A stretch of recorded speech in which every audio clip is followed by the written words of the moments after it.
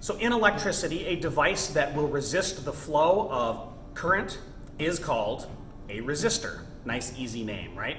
And a guy named George Ohm figured out that a lot of things respond linearly in this fashion. If you take a graph of voltage versus current, when you double the voltage, you double the current. You triple the voltage, you triple the current.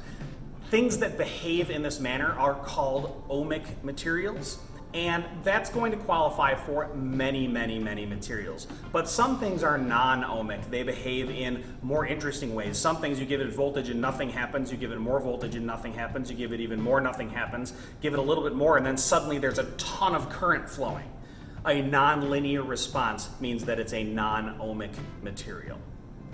So this straight line relationship that Ohm measured is called Ohm's Law, and mathematically you just take this, apply y equals mx plus b to it, do a quick rearrange, and you can see that current is equal to voltage divided by resistance. You can rearrange this in any way you want to.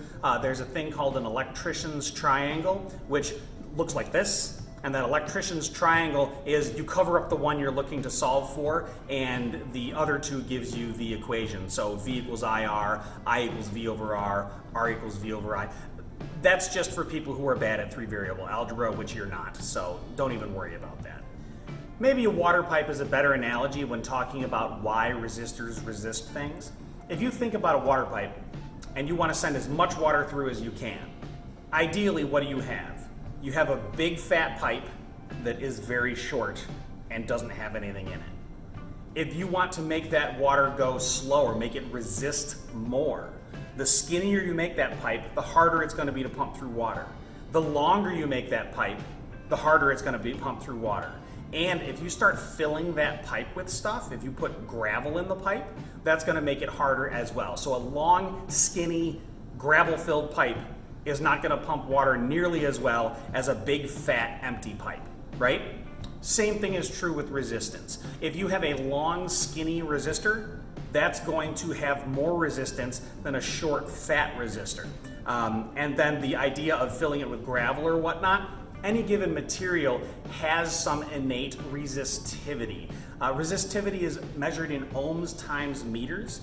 Regents, you have some resistivities of some common conductors on your reference tables. AP, if you need those, you can look them up. They're in your book. You can look them up online. If you need it for a problem, either it will be given to you or that will be the thing that you need to solve for. So resistivity is measured in ohm meters, and if you look at the Regents reference tables, you'll see that one of these stands out as being rather different from the others. Nichrome has a resistivity about 100 times that of most other metals, and that's a nickel-chrome alloy that we use in heating elements like toasters and electric heaters and water heaters and things like that.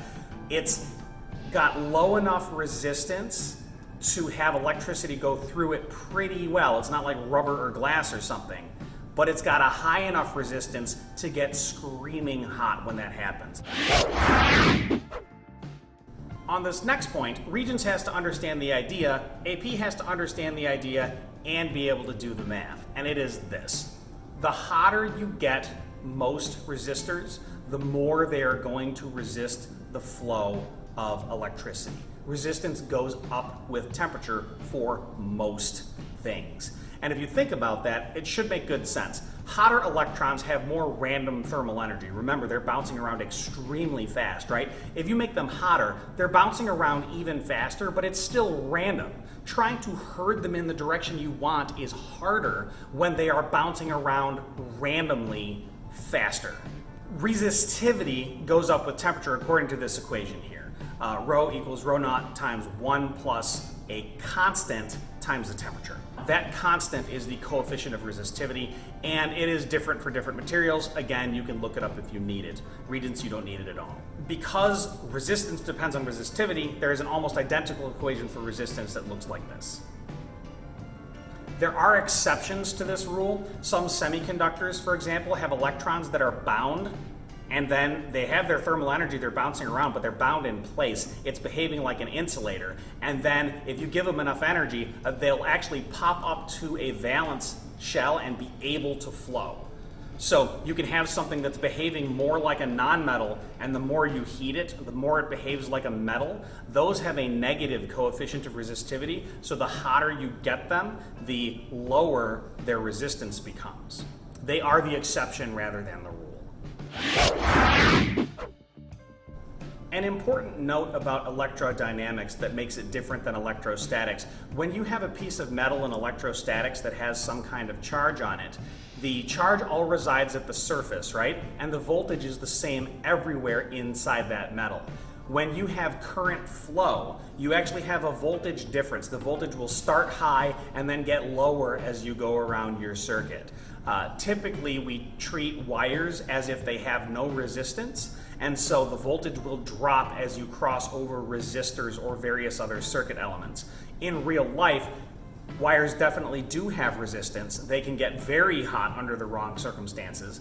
So in a wire, when you have a length of wire and this part's at high voltage, this part's at low voltage, you get a gradual and basically linear decrease in voltage as you go through, because every wire is truly a resistor, even if a lot of the time we're going to ignore that, kind of in the same way that we ignore friction and air resistance in most cases studying mechanics. So why doesn't a bird on a wire get electrocuted? Well, remember the analogy between voltage and height? There's a reason why that V is always expressed in equations as delta V, unless we're being really lazy.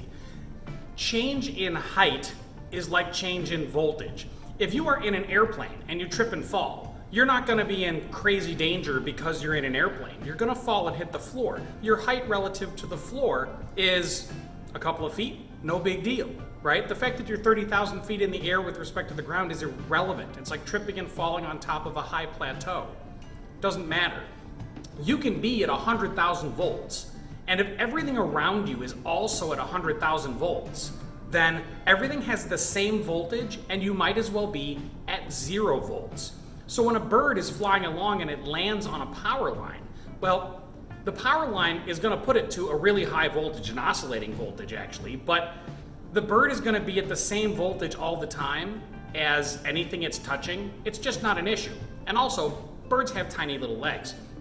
If you were to grab a power line off the ground and hang on it, you should live. Please don't try this, okay? You should live. You should be okay as long as you don't touch anything else. If you were to grab it here, you should still live.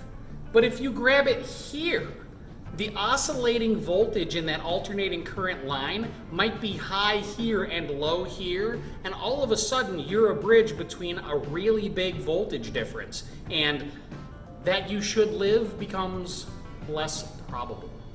So that's why birds and squirrels and things can jump along these lines in relative safety, as long as they don't touch other lines, or as long as they're not too big. That's one of the reasons why power lines are as spaced as far apart as they are, is not just in order to preserve the lives of larger birds like eagles and condors and stuff, but also to preserve electrical infrastructure. If you bridge that gap, you can get huge sparks and fire and all sorts of things, which can be a real problem for power transmission. But don't forget that key idea: voltage is a matter of difference. Same voltage high, doesn't matter. Same voltage low, doesn't matter. It's got to be a difference in voltage.